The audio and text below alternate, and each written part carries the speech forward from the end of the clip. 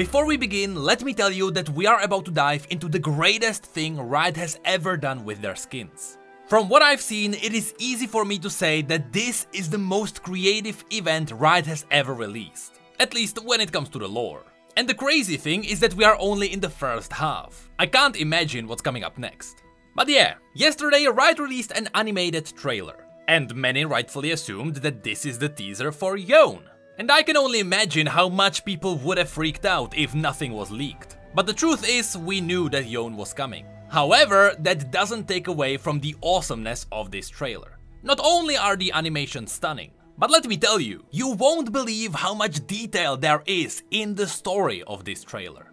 Because believe it or not, even though this event is focused on skins, it is fully canon. And that's the brilliance of this event. So, without further ado, let me explain every little detail in this animated trailer. Before we dive into the trailer itself, I should explain why all the Spirit Blossom skins are canon. You see, even though the skins themselves are not real in the universe of League of Legends, what the skins represent is real. For example, Teemo is still just a Yordle. However, Spirit Blossom Teemo represents a legend that people in Ionia believe in. And that's what these skins are. They are legends and stories that are real in the universe. This will make more sense as I individually point them out as we go through the trailer. But just keep in mind that the skins themselves are not canon. Vayne is still a demon hunter in Ionia, but the Spirit Blossom Vayne represents the demon hunter from the legend where the hunter saved the princess. Now, at the beginning of the animated trailer, we have this person introduced. And of course, everyone assumed that this is Yone. However, despite him having the same clothes as Spirit Blossom Yone, having the same family ornaments on his clothes, his earrings match perfectly, and even the horns, which will appear later. This is not Yone. And that's because the Spirit Blossom Yone is not Yone, therefore this guy is not Yone either. This person is the elder brother from the legend of the two brothers. And because many people are coming to this video having no idea what I'm even talking about, let me tell you the legend of the two brothers that appeared in the Perennial story, where an older man explains this story to the main character. Ionians believe in different gods of the underworld, with the main two gods being the Gatekeeper and the Collector. When you die, the Collector wants to collect your soul for himself, but the Gatekeeper is trying to lead you to the peaceful afterlife. So now let me quote the legend. One day, the Gatekeeper and the Collector crossed paths. The Collector saw how many spirits the Gatekeeper had led through the spirit realm to peace and happiness, and he grew jealous of her. And so he devised a plan. He took two of his strongest, loudest bells and melted them down. Then, over 12 nights, he hammered them into two blades. Into the first, he poured some of his jealousy. Into the second, he poured some of his obsession. Then, when spring began, he let the spirits of those two swords bloom into the physical realm, and the swords grew from the ground like saplings. Saplings? That's what the two brothers thought the blades were when they stumbled across them in the forest. The brothers were the best of friends, perfectly loyal to one another and understanding of their roles in the world. The elder would one day inherit their father's own famed sword and lands, while the younger would inherit their father's ship. Both believed they would be great heroes, one at home and one abroad. One spring, they found the two sapling swords growing in the forest. Neither of the brothers had ever seen a tree grow so shiny or so sharp. Together they chopped them down, each shouldering one to bring back to their home. Little did they know this would be the last thing they would ever do together as brothers, while they remained alive. For as they walked home, the strange sap from the swords began to flow onto their necks, filling them with horrible thoughts and feelings, those of the Collector. Though they did not become enemies that day, they would eventually bring those blades together, a clinging of bells that would sound throughout the physical and spirit realms, as nothing had before. And from this point on, the animated trailer has about 1 million references to this legend. So let's get into it.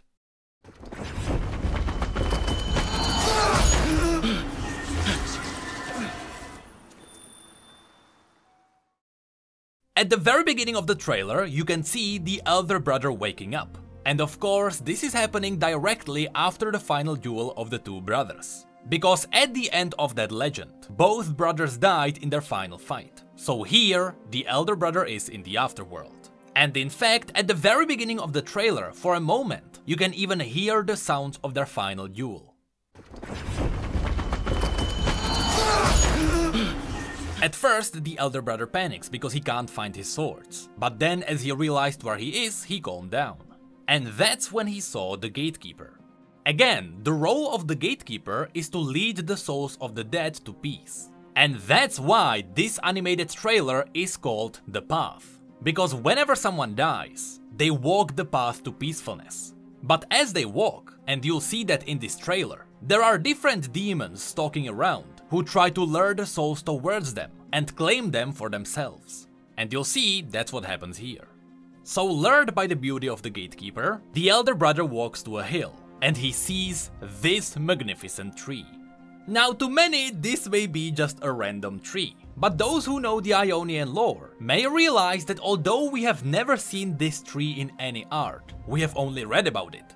This really fits the description of the World Tree, the God Willow in the sacred grove of Amicalola. Now you may be saying, didn't you explain in Lilia's video that the God Willow was cut down by Ivern? Well, yes. But since this is the elder brother of the legends of the two brothers, whose story happened decades before the three sisters even came to power, that means that at this point the God Willow would be still standing. So this giant tree being the God Willow makes sense. There is no confirmation, but I still wanted to point it out. At the same time, remember that this is happening in some portion of the spirit realm, the portion where the souls of the dead go. And because the spirit realm is a reflection of what's happening in the physical realm, even though Ivern cut the God Willow down in the physical realm, that doesn't take away from the fact that it can still stand in the spirit realm. It sounds confusing, but that's how things work here. But now let's keep going. For a moment, the elder brother is charmed by the God Willow. But then, as the wind blows, he seems to remember something awful, which may be a hint towards the fact that his younger brother also used the wind technique, just like Yasuo. Because remember, the legend of the two brothers is just a massive reference to Yasuo and Yone fighting. So then, as the elder brother follows the gatekeeper, we get to all the different sections of the path. First, we see Cassiopeia. Now, unfortunately, because Spirit Blossom Cassiopeia is not on PBE yet, we don't even have the description of the legend which she represents. But just from what I'm seeing here, I believe that all the stone statues around are not statues. Those are the souls of the dead who actually got turned to stone when they decided to stray from the path and walk towards Cassiopeia. As the elder brother walks past her, you can even see that Cassiopeia opens her eyes as she is a little bit mad that he didn't take the bait. Then we see the forest of souls of the Taker. Of course, the Taker is represented by Kindred, and that's because the Taker is literally Kindred. Because Kindred are the ultimate Grim Reaper, and everyone in the League of Legends universe has to meet Kindred at some point, even Aurelion Sol himself. That means that different regions believe in different variations of Kindred. The Freljordians and the Noxians only believe in the wolf. The Massians believe in the wolf and the lamb. They essentially believe in the Kindred we have in the game. But Ionians believe in this other Spirit Blossomy version of Kindred. And that's what we see here. You can also see the souls of the dead becoming one with the trees. And I do believe that this is a reference to the Spirit Blossoms, which are special blossoms which the dead can occupy, which then, when it blooms, it allows them to communicate with the living in the physical realm. And then we have this beautiful shot, which everyone thought, yeah, it looks cool, but nobody understands what's actually happening here. And that's because, even though this looks like a woman lying there on the stone, the entire mountainside is actually a fawn, with the rocky circles which we have previously seen in Ionia representing antlers. Because yes, this is the legend which Lilia represents. And here I want to directly quote the legend. A shy fawn spirit once served as a guardian of a sacred Ionian forest, until her grove was destroyed and cast into flame. Consumed by loss, she now slumbers in the spirit realm, reliving the destruction in an unending nightmare, unaware of the timid hope still waiting to bloom.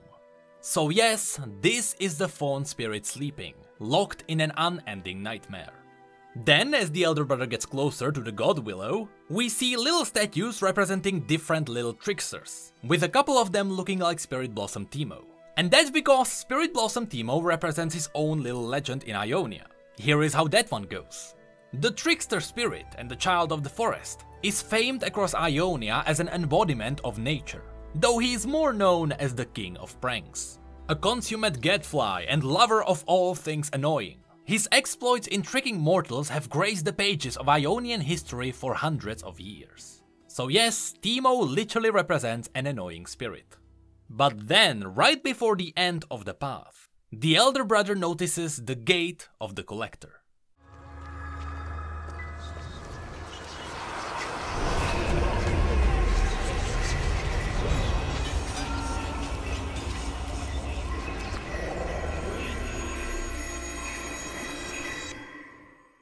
And unfortunately, he takes the bait. And here is where I should note the description of this video. It says, "Every myth carries a seed of truth.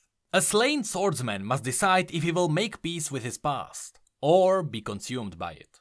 Which means that the elder brother was not the only swordsman to take this path. He wasn't the only one who got lured in by the collector, who probably gave him the false promise of dealing with his past.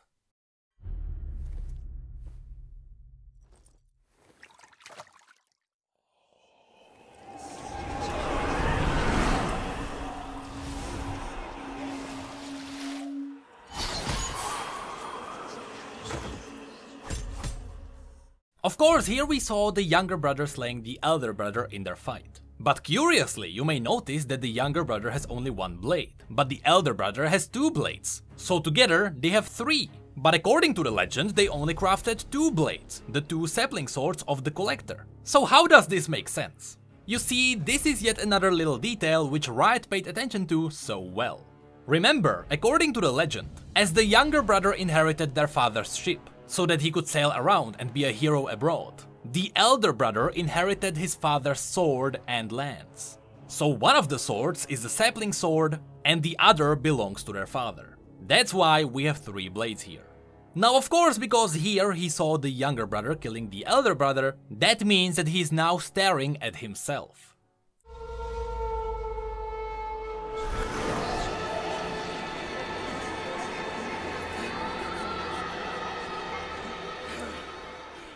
And then the trailer reveals all the other dead around him.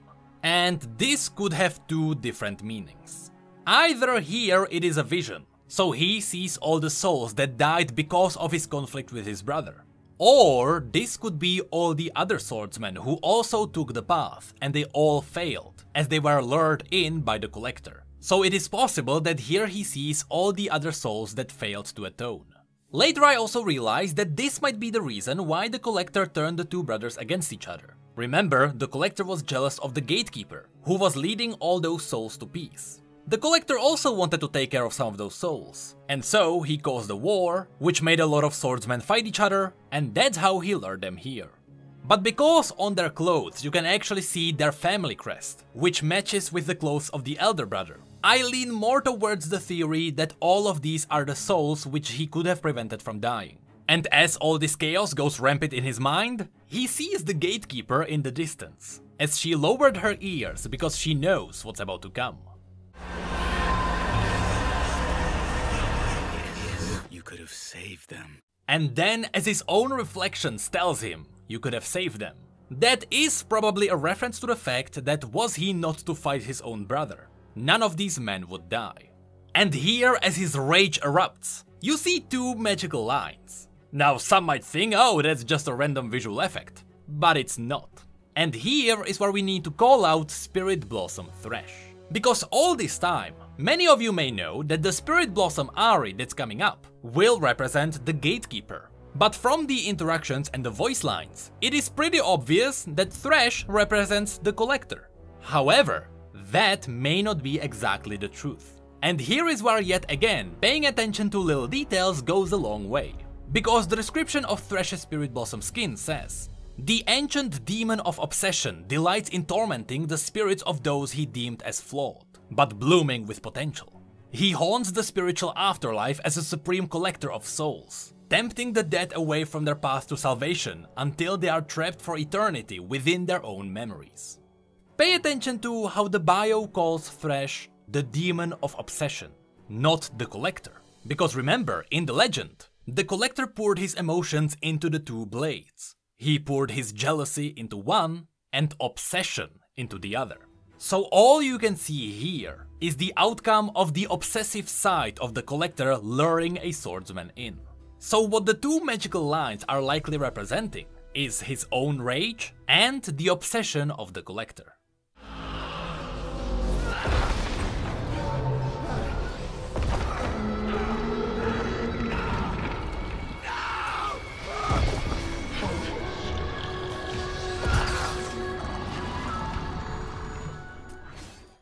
And as he gives in to his rage, although I would love it if this was the Collector himself. Because again, remember, Spirit Blossom Thresh is not the Collector. That's the demon of obsession, which is only one half of the Collector. Unfortunately, I do believe that this is just the Elder Brother's inner demon.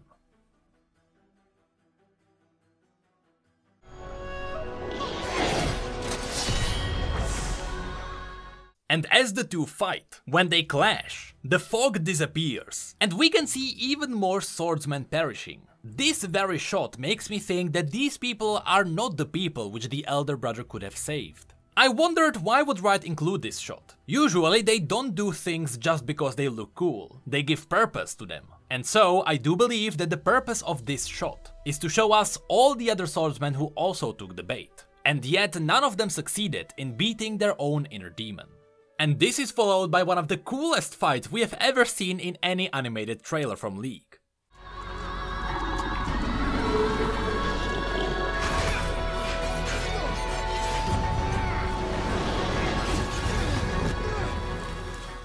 Here, quickly notice how the demon broke one of his swords, and then as he went in for the kill, we can finally see the horns which I mentioned at the very beginning. I do believe that these horns are supposed to represent his ascended form, after beating his inner demon and atoning. And so, because the demon broke one of his swords, he disarmed the demon, and he used his own blade against him.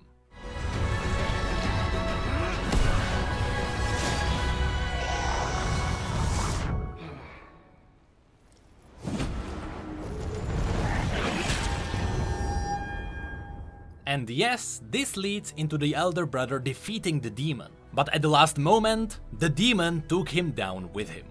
Or he possessed his body, we still don't know. And this brings us to the final shot. I quickly want to mention that the path you see here with the little city underneath the tree fits perfectly the place where the God Willow was at the beginning. So if this tree really is the God Willow which Ivern cut down, and if this is Wall-E, because remember, this is the Spirit Blossom Festival, and the main place where you celebrate that is in Wall-E, which would mean that although we have never known where the God Willow was, now it might be confirmed that it was in Wall-E the entire time. But that's not important. What is important is the guy who emerged from the Spirit Realm. Now here I need to note that it was confirmed that we should be getting Yone as a champion. Not the combination of all the swordsmen who beat their inner demons, which would make sense. Because remember, the entire legend which we have just seen is not about Yone. That is the Elder Brother, who has lived through that story thousands and thousands of years before anything that's happening in the present days. So, and here I talked to a lot of people from the lore community, I need to tell you, nobody knows how this leads to Yone. We literally have no idea why we should be getting Yone as a champion. The only way for this to make sense would be if Yone on the path, because remember, every swordsman takes this path when they die, if Yone also defeated the demon, and that's how he got free from the afterworld. But if Yone defeated the demon and he became free, why shouldn't we get the Elder Brother as a champion as well? Because he also defeated the demon. And that's why I personally believe that the champion we are getting is the combination of all the souls of all the swordsmen who took the bait and won. This could be the physical representation of all the souls who atoned. And here you may be saying, hold on, didn't the Thresh skin have a quote against Yone specifically? Well, yes, but that was Spirit Blossom Thresh, which means that he likely had a quote against Spirit Blossom Yone. And Spirit Blossom Yone represents just one Elder Brother. Which, by the way, there was another amazing detail. There Thresh said something along the lines of, "Don't worry Yone, Yasuo is here with me." Worry not, Yone. Your little brother is safe with me too. And this is a reference to the fact that both of the brothers died in their final duel. So because Yon represents the elder brother and Yasuo represents the younger brother, as was told in the description of Spirit Blossom Yasuo, that's why Thresh would have both of their souls. But again, unfortunately, no one has any idea how this leads to Yon turning into this guy. Either the Collector himself or the Demon of Obsession somehow took over Yon's body. And that could be why we have this split personality inside one champion. What is also possible is that the red and blue lights are the Demon of Jealousy and the Demon of Obsession. Those could be the two sides. Which would mean that this champion would be taken over by the Collector himself. But again, for the third time, nobody has any idea. And that's why everyone is now waiting for Yon's bio to come out. Until we get the bio, we will not be able to figure out what's happening here.